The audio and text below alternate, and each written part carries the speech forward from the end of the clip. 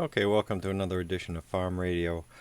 Today on the bench we have something someone asked us to take a look at because they can't buy a new one or a replacement. This is it's made by that outfit that rhymes with, let's see. Well, I'll let you take a look. Clown, Bozo, without the O at the end. It's an Acoustimass powered subwoofer. I have one of these, but I don't have the amplified version of this. This is the sub box that takes the two little cubes, and the way this breaks down is like this. I asked the person, I don't need the component, I don't need the speaker box, I just need the electronics. So this is where the subwoofer connects, and these are where your two cubes connect to the back panel. So the complaint is all it does is hum, and I figured it was just maybe filter capacitor open or something like that, but no, it's something else I'll get into. The supplies, the minus and plus 36 are here. Been checking around a schematic for this. I called them, I called the company, and they said they'll send one right out. Yeah, no. They had called and they or declined service on it due to its age. It's from 1991, so it's at 27 years old. Anyway, built fairly well. What I like about this, all analog, real time, no digital delay effects, none of that, and they perform quite well. This one obviously has some hours on it. You can see by the the heat that it's the discoloration of the board and that. The problem this is having, it's getting 26 volts. I hooked my brand new speaker up to the sub to check it out, and the cone just jumped out of it and sparked and jumped. I'm like, there can't be DC in the speakers, can there? And sure enough, yeah, there's like 21 volts coming out of here. And like I said, here are your three amplifiers. This is obviously for the bass because it has the bigger outputs. Drivers, etc. Again, going blind because schematics for these things are not readily available. So we poked around a little bit. The transistors test okay, the outputs. So it was time to look at some of the drivers here and the pre-drivers and whatnot, and I found this one right here is shorted. I can test it. It's kind of hard to do one-handed on camera, but you'll have to take my word for it. So what I'm going to do is, it's the only one that's shorted too, and maybe because it was the way it was positioned, or the heat over that IC, I don't know who's giving off all the heat here. Well, like I say, it's impossible there to check, but it's got like a three-way short. I don't know if it's between the emitter and base, the collector. I think they're all. This one goes ECB, so.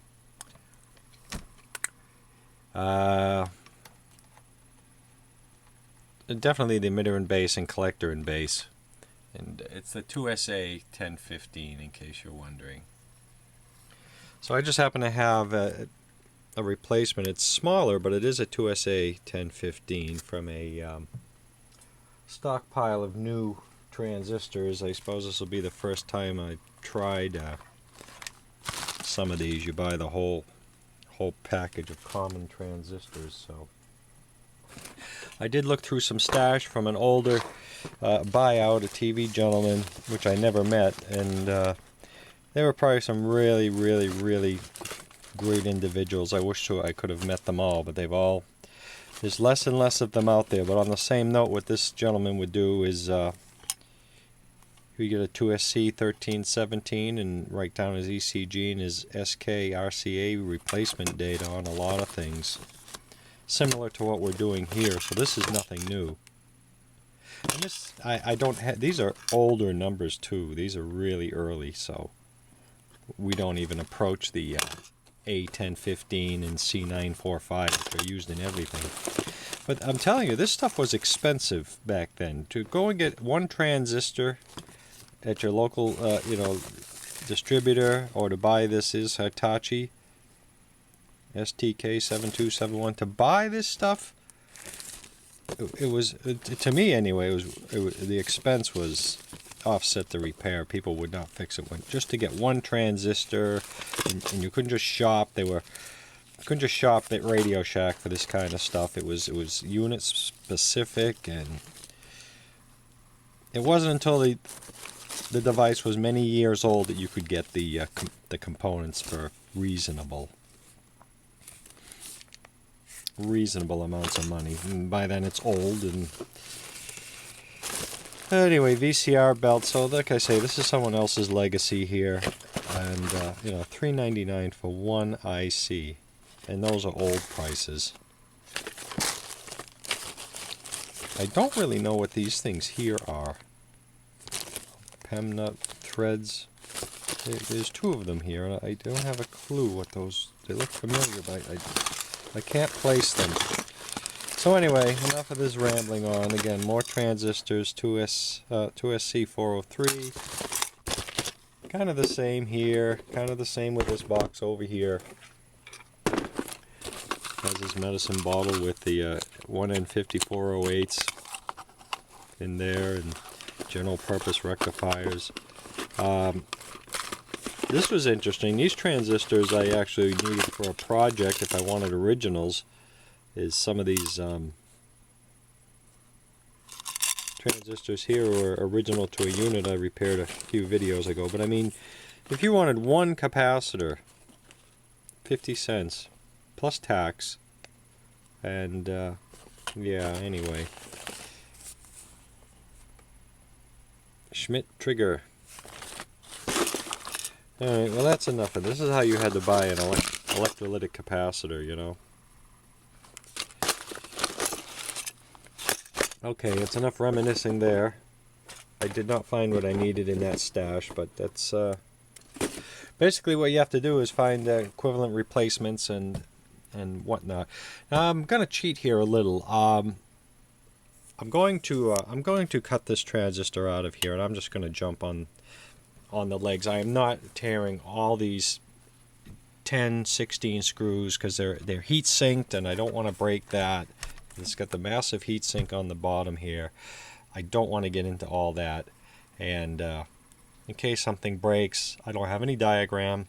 I've taken pictures. I am going to give it a haircut, and I'm going to tack this guy in place and see how it goes. I started cutting the lead in, and I remembered what I really wanted to do was crush this to get just a little more lead space out of it. But either way, I might get another quarter inch of lead out of it to tack onto, but we'll see how I do here. Well, in doing so, the leads just basically crumbled in. The solder underneath was fatigued anyway because the other leads just came out. We have to go in. So here's a shot of the underneath, and I suppose while we're here we'll check over some of the other connections around the those preamp ICs. Anyway, it has a birthday coming up, see? We've got October and November. So basically I didn't even have to run the desolder. They basically just pulled right out of there, which is odd. But let's get our new part in there and solder it up. Alright, our transistor's installed. I'm going to test it before I replace the heatsink compound. Someone gave me some of this Aqualine solder. I've always used the Kester 44 and use some flux off cleaner afterwards and whatnot. I'm going to try the this is supposed to be water soluble, this flux. So I'm going to try it. I have a little brush with some hot water on it, and although the other cleaner would evaporate quicker, wanted to give this a try. It does seem to clean up okay. Want to make sure the circuit's completely dry before we energize it. I don't like water, but that seems to do an okay job. We're going to wipe up the rest here. Mop up the green cleaner here. Okay, powered it up briefly, and I'm still getting my 21 volts on this speaker terminal, and this transistor, my new transistor, is getting very hot. And I've also just touched up the solder on this one and this one, just because the copper is even getting, it's even dissolving, or it's just, what's the word I'm looking for?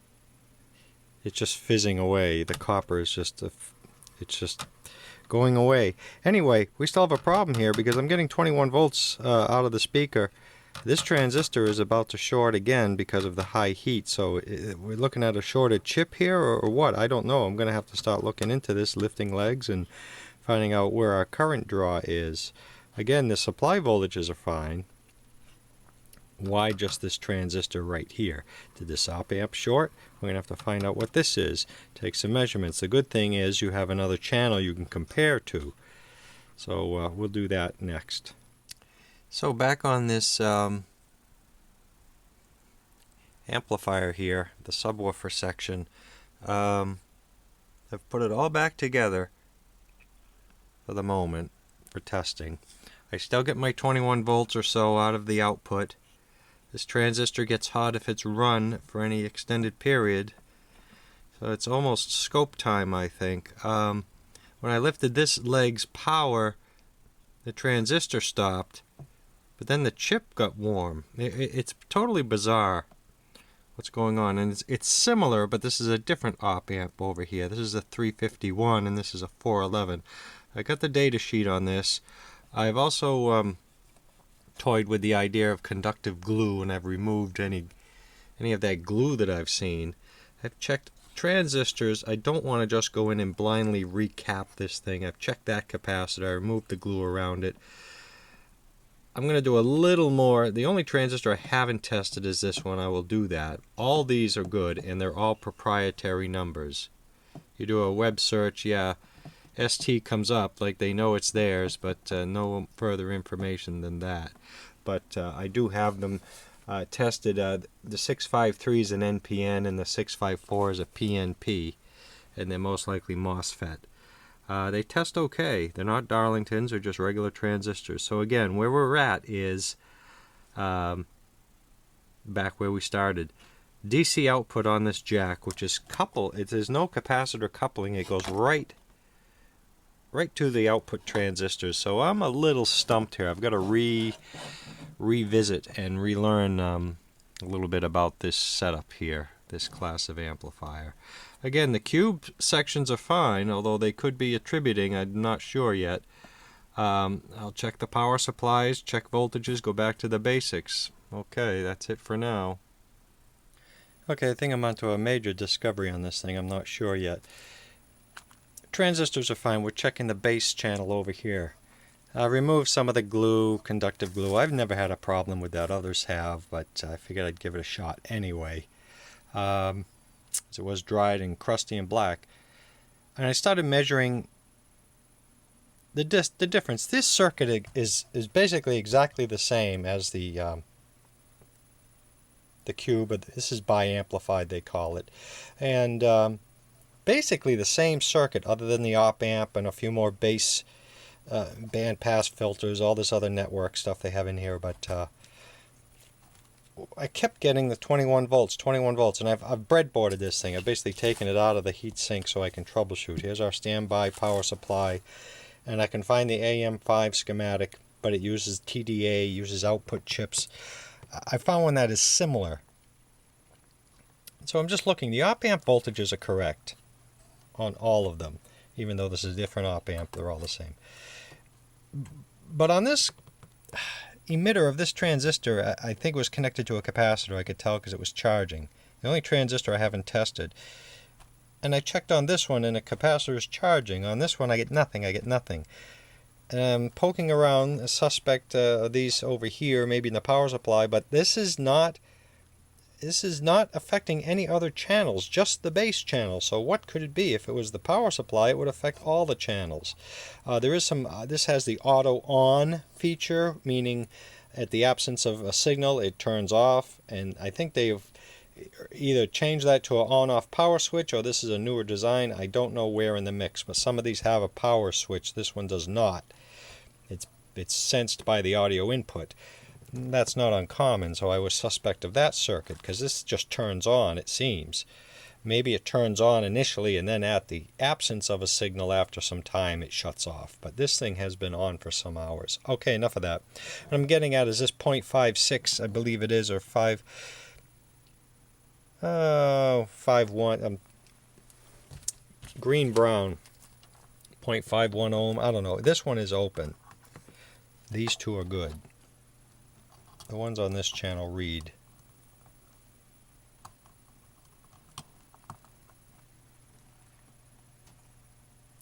Okay, that one reads. Oh, you didn't take my word on the other one here. This one reads. So we're going to try that and see what happens. It's hard to do one-handed with these probes, but take my word, this one here is open. This one right here. Nothing.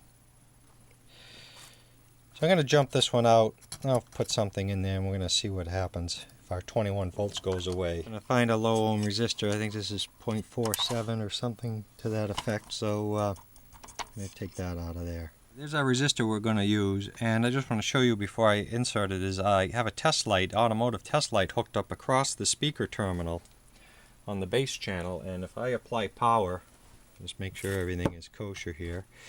If power is applied, it will light. You'll see that test light. That's DC directly to the speakers here, so let's put that in and see what happens. Okay, I've tacked my resistor in there across the leads of the open one. We'll leave our test light attached. Make sure no one's in the way here, and hit it with some power. Let's see what happens. Ah! Very, very dim. I'm happy with that. Good, good, good. What that's showing us is there's very little DC offset, which is what we want. Let's see if our transistor gets hot anymore, even though it's taken quite a beating, that transistor.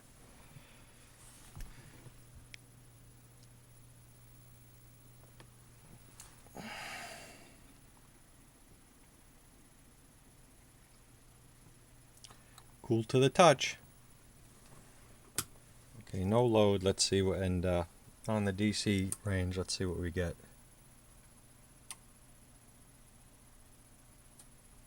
That's no load though. Okay, I've got my speaker attached, my new speaker that I almost lost by putting 20 volts into it. Check our connections here. Let's power it up and see what happens.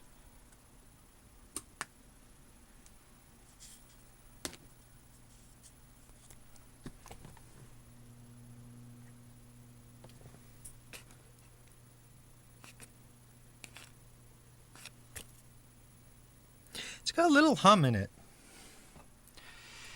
It does have a tiny bit of hum. I don't know. I don't own one of these, so I don't know.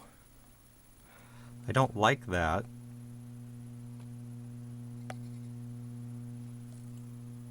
Maybe one of the filter capacitors is on its way out, but I've tested them. I may jump across a few of these just to see, because that, or look on the scope, because the hum may not be getting through to the other sections. So let's see if we can eliminate that. But it's obviously working. I don't have an input here, and this isn't high impedance, so I don't know what I can touch to get some signal going on, because I really only have half of this. I don't have the controls. Okay, well, that part's finished. Let's take a look, see what we are getting across these speaker terminals.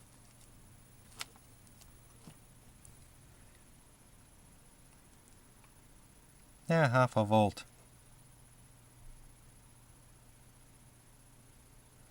Yeah, I don't know.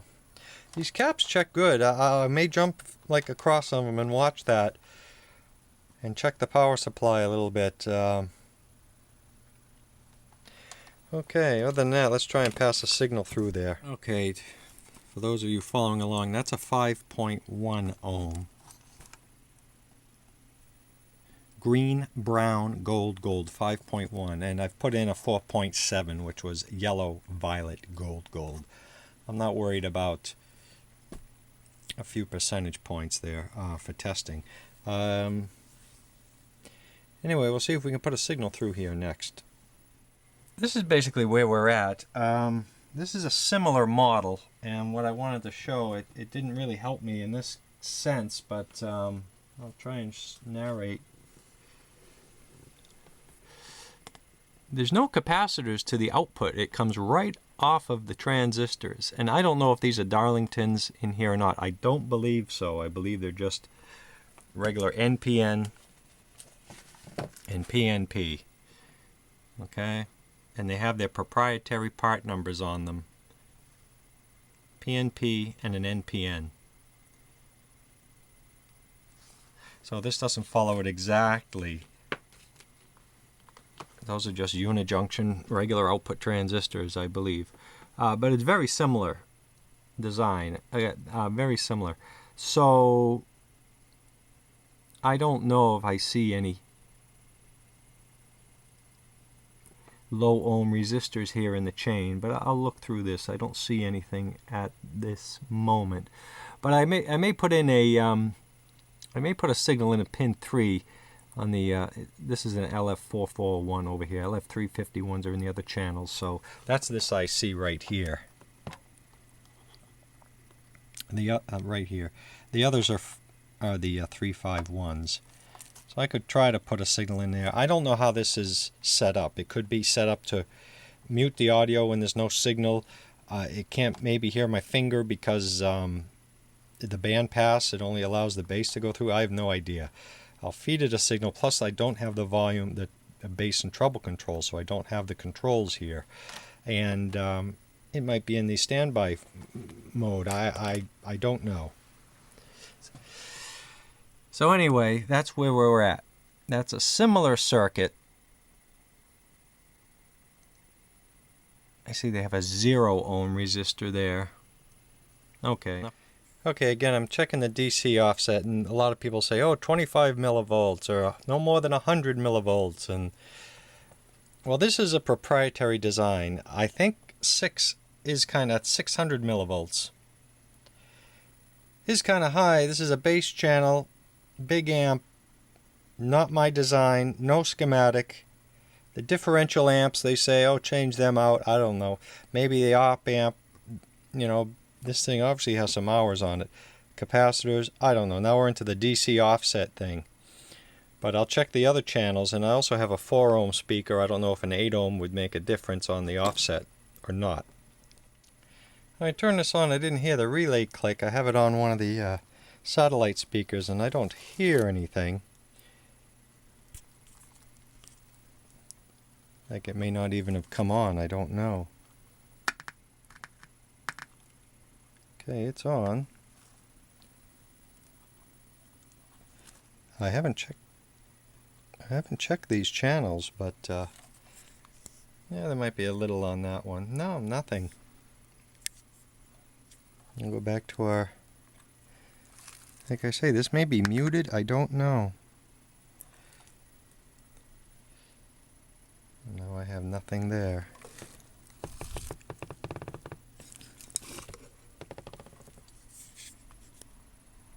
Here might, if I connect my leads, it'd be better. Okay, let's go back over here. This thing is live. I don't like messing with these things when they're live like this. Too much work to lose. Oh, come on. Yeah, I'm getting nothing. They share the same ground, so yeah, we'll look into that a little more. We'll play around with that, but okay, more to come here. Again, the design of this, Bose have those crossovers with those light bulbs in them, and that 600 still seems high to me. And they said it just hums, which, like I say, we've repaired that because this transistor was shorted and would short again. and so that's running properly. They said it just hums, so I've never tested. I'm not getting any DC offset out of the cubes, but then again, I don't know. I suppose I'm going to have to get the audio input and a couple cubes, put it back in the cabinet and see how it performs. Again, if you check a few forums, all they say is, well, it can be leaky diodes, transistors, op amps. Yeah, we know all that. We're going schematicless here. The only thing I'll do is I'll check the power supplies and whatnot, and check the service manual of your... There is no service manual for this. Recapping generally may not help, so yeah, like I said, we're going to put this back in the box and we're going to check it under real live conditions. I wish I had another one to compare it with, which I do not. Something here may have drifted, a leaky transistor like they say. Oh yeah, anything can cause a little bit of DC offset. And being 27 years old, that's, or whatever, that's not uncommon, but I'm not going to go through every nook and cranny of this thing looking for that DC offset when I don't even know what the published spec for it is on this setup here. And obviously the only damage to a little bit of DC offset, it doesn't pop bad when it turns on, is the speakers itself. Well, it's all inclusive. It's their speaker, and it survived 27 volts of power on it, as did this one here. So I'm not too worried about a little high DC offset with no way of adjusting it and no means or documentation on how to do it. So I don't want to go just chasing... causing more issues than the thing had already. I will research it. I'm not going to do the main input filter capacitors here. I might change these out here. The only thing I'm not liking is these are obviously your two regulators right here, plus and minus 12 volts. I get minus 11 on him, and I get plus 12 on him, so almost 13 on him. And then 11 on here, so 11. Yeah, a little over, well, 1.5 volts difference. Again, they're not exactly the same circuit, but yeah, we'll see. Okay, quick update on this amplifier board here for the AM5. Like I say, breadboarded that. I went and got the controls, which are frozen, by the way. And they have two sets of these, and the controls are frozen on both of them. I don't know if they're frozen from heat or if it's just... They don't look burnt or anything, but they're frozen, but that's fine. The controls have an op amp on them, too. So I have the audio input cable, that's what we were looking for, the DIN, and they run one wire off the right channel for some reason of the 1/8 inch mini plug. It has RCAs and a mini plug, and they run just off the right channel of this. It goes here. I don't know why. Engineering marveled. Odd things. The nomenclature is backwards. The heat sinks go opposite of the way it's on the board, but that's neither here nor there. Alright, but what's going on? I have no sound out of the cubes, and I just get that the DC offset is bad on this. It's 600 millivolts. That's too high. And no sound. I wouldn't mind, but there is no sound. So the owners, they don't want to invest any more time. They don't want to spend too much on this, so we may have to stop without a repair. I'm just getting into it, but I think what I'll do, these are proprietary output transistors. A couple of drivers here have regular numbers. I'll look those up. I'm going to say these outputs are all proprietary. I don't know if they're MOSFET or regular. I know they're not Darlington. They're just regular, but are they MOSFET or are they regular? I'm guessing MOSFET, but I don't know. I'd like to find something similar without their branding on it. What else? I'll look up the data sheets on the ICs. I'll find out what this little CMOS, I'm guessing the CMOS MPQ number here is. And there's an odd, there's a couple odd 8-pin chips, but most of them are just op amps. And I get sound. Let's get to the signal tracing. I do get the sound here. I get it all here pretty good. It starts dying around the problem area, and I'm wondering if all these op amps could be bad. But I haven't checked the power supply. I'm wondering if the op amps themselves, because they sounded horrible when I tapped them. There's noise. I've got to check the filtering on these capacitors to see how we're looking. Okay, but in closing, like I say, I want to check the regulators. I want to check. I've tested the capacitors, but I'll check them under, on when it's powered up.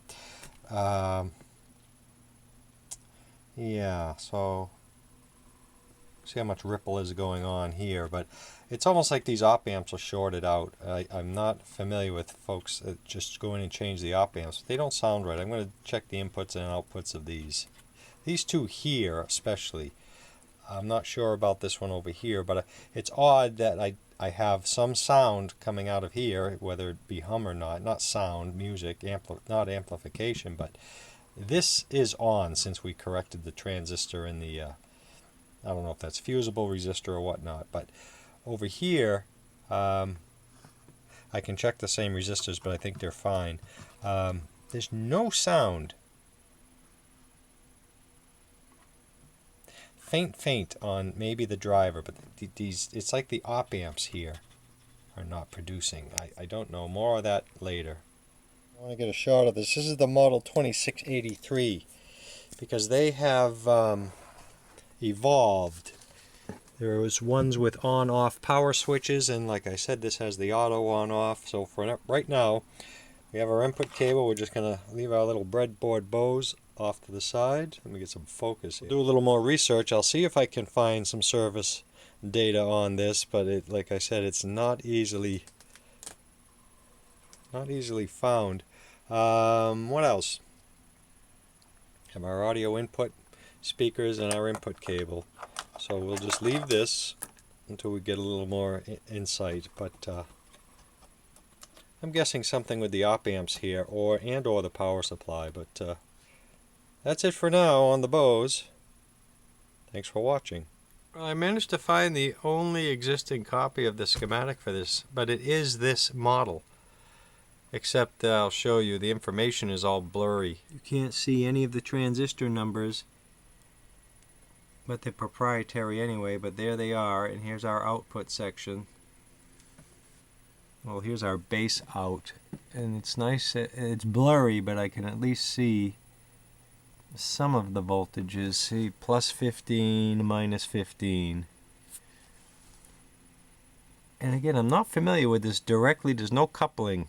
Those transistors go right to... I'll have to study this class again. We have 20 volts. I don't know if that's minus 20 volts. Could very well be. See, it could be muted. Well, I'll have to study this, but see, it's got compression. These power supplies here will be useful. Yeah, minus 20 and plus 20. And I believe that's plus 15, minus 15. And the keep alive transformer must be the little one there. There's our 78, 15 plus and minus regulators. Well, at least we got something to go on here. Here's our crazy input there. So the level is good up to about somewhere in here. So anyway, that's it for now. Thanks for watching. One more thing, I'll walk through this best I can. We have our right input at the top, left input is right there. So it comes in.